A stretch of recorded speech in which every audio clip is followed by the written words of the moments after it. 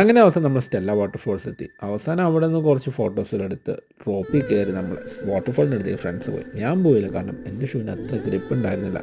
പിന്നെ അവർ പോയിട്ട് വരുമ്പോഴേ ഞാൻ അവിടെ കുറച്ച് ഫോട്ടോസും വീഡിയോസും എല്ലാം എടുത്ത് ലോങ് ഷോട്ടിൽ. പിന്നെ അപ്പോഴത്തേക്കും അവർ പോയിട്ടെല്ലാം തിരിച്ചു വന്നു ഇങ്ങനത്തുള്ള ലൈൻ ഡ്രോപ്പിലാണ് പോകുന്നത്. അപ്പോഴത്തേക്കും നല്ല മഴ, പോയ എല്ലാവരും നനഞ്ഞു കുളിച്ചു. അപ്പോൾ നമ്മൾ ചോദിച്ചു, അങ്ങനെയാണെങ്കിൽ ഞാൻ ഫ്രണ്ട്സിനെ വിളിച്ചു, അങ്ങനെ നമുക്ക് പോണ വഴിക്ക് നമ്മൾ എന്തെങ്കിലും ബുക്ക് ചെയ്ത റിസോർട്ടിലേക്ക് പോയാലോ. അപ്പോൾ അവരങ്ങനെ ശരി. അപ്പോൾ നമ്മൾ പിന്നെയും തിരിച്ച് റിസോർട്ട് ബുക്ക് ചെയ്തു.